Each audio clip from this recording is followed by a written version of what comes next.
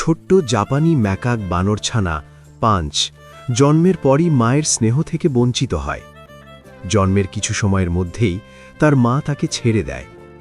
অন্য শাবকরা মায়ের কোলে ঘুমায়, আর পাঞ্চ একা কোণে বসে থাকে, ভয়ে কাঁপছে, হাতে কিছু নেই আঁকড়ে ধরার।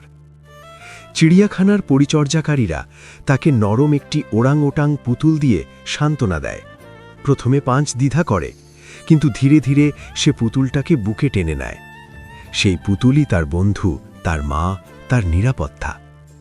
একজন দর্শক ভিডিও করে সোশ্যাল মিডিয়ায় শেয়ার করলে মুহূর্তেই ভাইরাল হয়।